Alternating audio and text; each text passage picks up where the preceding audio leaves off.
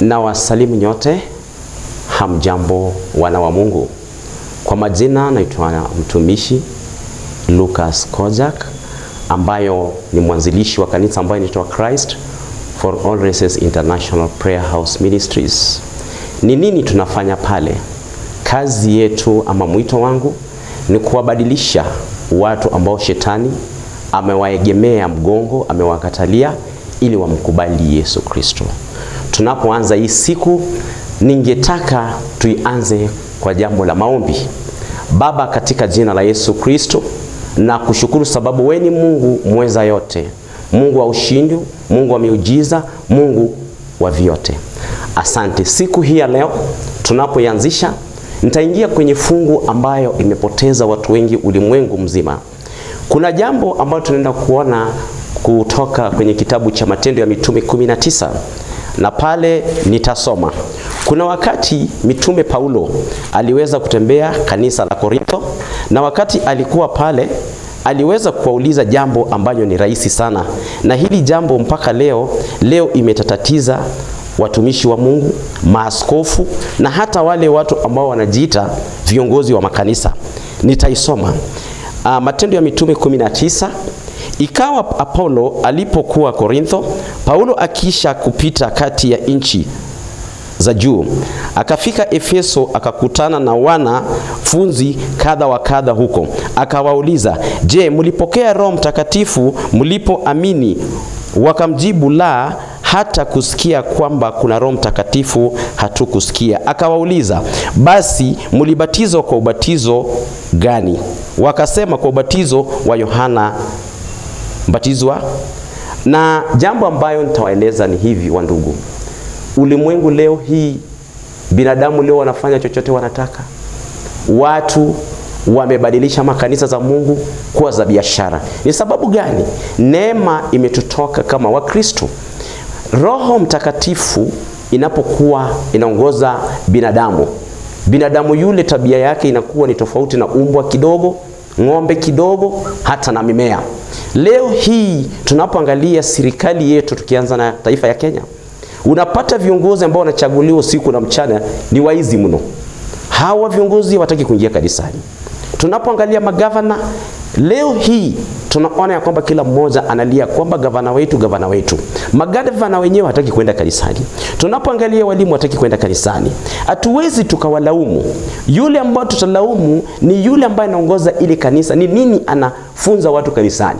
Manake tunapoangalia kwenye Matendo ya Mitume 1:8, Yesu aliwaambia kwamba nendeni mkaningoje Yerusalemu hadi Roho Mtakatifu itakapowajia. Ni wakati gani Roho Mtakatifu ninaweza nikaeneza imefikia mtu? Roho Mtakatifu hainunuliwi kwa supermarket. Roho Mtakatifu haupati sababu baba yako alikuwa askofu ama pastor ama wewe ni mwimbaji. Roho Mtakatifu unapatikana kutokana na kutafuta Mungu usiku na mchana. Kwa njia gani? Kwa maombi. Leo hii tukiangalia usiku na mchana, chenye watu wameogopa ulimwengu mzima ni kuomba. Wengine wanasema wako na talanta ya kuwa watumishi wa Mungu. Wengine wanasema ya kwamba sababu baba alipeana shamba ya kanisa, mimi pia ni mchungaji. Hiyo haiwezekani. Roho Mtakatifu ni kama njia ya kufanya mtu akuwe na uhusiano na Mwenyezi Mungu. Tunapoangalia kwenye kitabu cha Isaya 11:1-3, kuna roho 7 ambayo tumepewa pale, ambayo Yesu aliachia kanisa. Alisema ya kwamba kabla niwaze jambo lolote, kuna roho ya hekima, kuna roho ya uadilifu, kuna roho ambayo itanituliza, itaambia kwamba unapofanya jambo hili ni kitu kizuri ama ni kitu kibaya. Roho hii bado itazungumza nami kabla nichukue mtu wako na dini yangu nimuue. Roho hii itakuja imsaidie.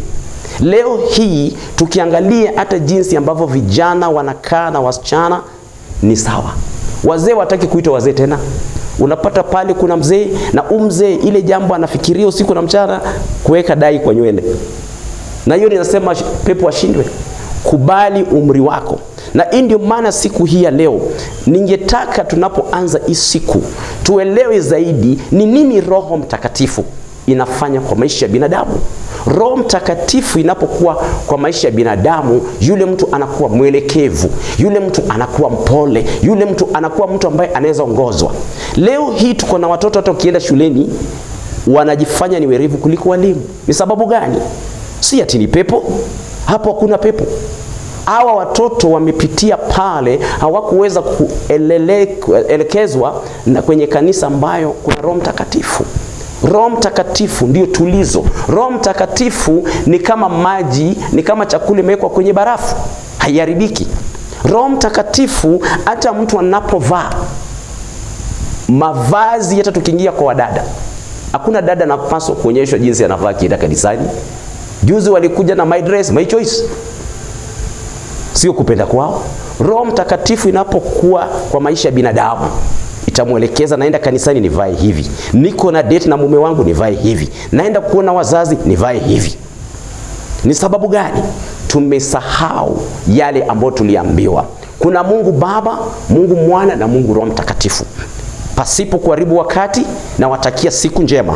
Lakini kabla niwaachie, wewe uko pale hujawahi mpokea Yesu Kristo kama mwokozi wa maisha yako, ninakueleza ya kwamba unapokuwa mgonjwa unahitaji Yesu Kristo.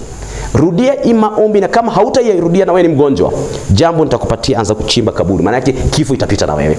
Kuna wakati kifo inaenda kwa maisha ya mtu, hahitaji maombi.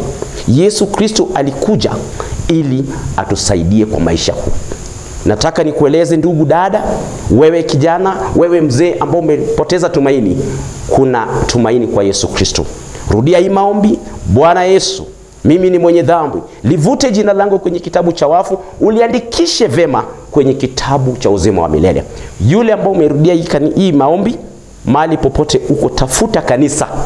Mahali popote uko, uende ukajiunge nayo. Wacha dhambi, sababu dhambi itafanya hautaishi ulimwengu huu.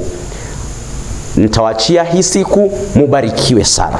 Kwa yule ambaye atakuwa na swali lolote, namba yangu pale ambao unaweza nipata nayo ni